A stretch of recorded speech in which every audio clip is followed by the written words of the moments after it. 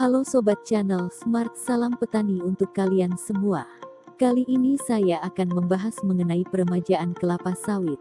Salah satu upaya yang dilakukan pemerintah supaya target peremajaan sawit rakyat atau PSR bisa tercapai adalah melibatkan Gabungan Pengusaha Kelapa Sawit Indonesia, GAPKI.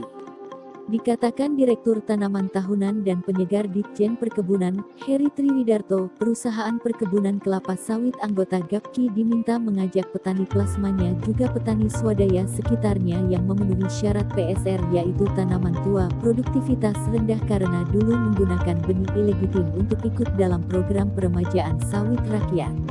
Langkah ini sesuai dengan Pasal 57 Undang-Undang Nomor 39 Tahun 2014 Perusahaan Perkebunan Kelapa Sawit melakukan usaha kemitraan yang saling menguntungkan, saling menghargai, saling bertanggung jawab, serta saling memperkuat dan saling ketergantungan dengan pekebun, karyawan dan masyarakat sekitar.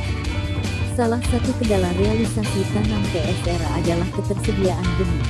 Pekebun harus menunggu 1 tahun untuk mendapatkan benih siap sawit. Kendala lainnya keterbatasan kontraktor tumbang cuti. Perusahaan perkebunan bisa masuk ke sini bermitra dalam penyediaan benih dan tumbang cuti. Perusahaan sudah terbukti memiliki pengalaman dalam penyediaan bibit, akses terhadap benih unggul dan tumbang cuti. Apalagi di sekitar lokasi perusahaan banyak petani. Dalam PSR banyak petani yang memilih mandiri. Tetapi pemerintah tetap mewajibkan petani untuk bermitra, minimal mitra kerja dalam perbenihan dan rem keliru. Dalam keterangan tertulis kepada Info Sawit, sampai saat ini tercatat ada 26 perusahaan yang sudah bermitra melakukan pasar dalam skala luas. Kedepan diharapkan semakin banyak perusahaan yang terlibat.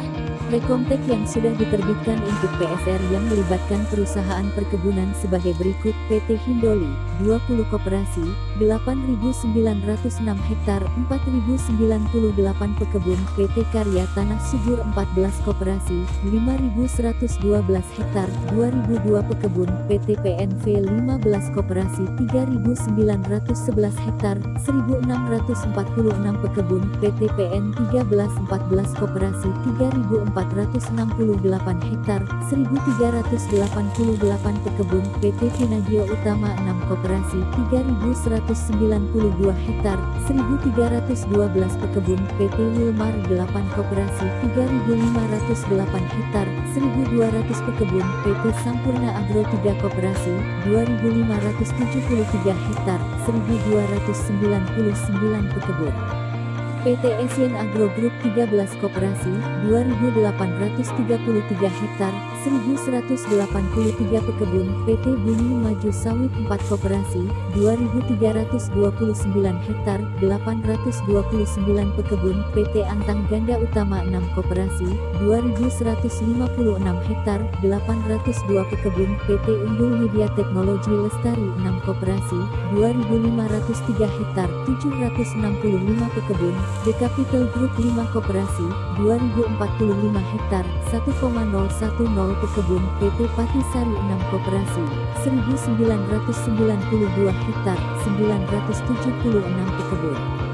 PT Persada Alam Jaya, 1 koperasi, 1.596 hektar, 617 pekebun; PT PP Patisari, 2 koperasi, 1.380 hektar, 606 pekebun; PT Wawasan Kebun Nusantara, 12 koperasi, 1.261 hektar, 505 pekebun; PT Sawit Nagan Raya Makmur, 2 koperasi, 1.220 hektar, 621 pekebun; PT PN 312 koperasi, 1.213 hektar, 524 pekebun; PT Wanasari Nusantara, 3 koperasi, 1.193 hektar, 506 pekebun.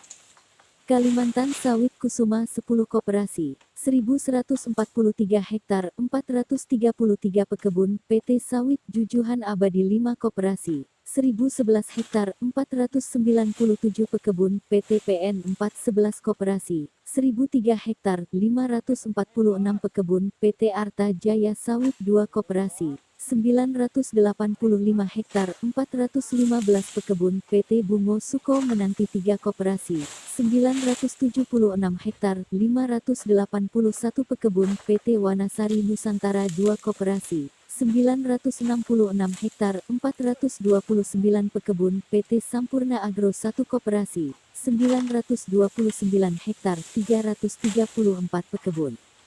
Kemitraan lain yang bisa dilakukan adalah dengan menjadi pembeli TBS pekebun off-taker. Dibuat perjanjian kerjasama kelembagaan petani dengan PKS sehingga TBS bisa langsung dijual ke pabrik tanpa perantara, harganya sesuai dengan harga penetapan. Hal ini sesuai dengan Permentan Nomor 15 Tahun 2020 Pasal 34 Ayat 2 yang menyatakan pekebun wajib bermitra terutama dalam menyalurkan TBS yang dihasilkan dengan PKS di wilayah peremajaan.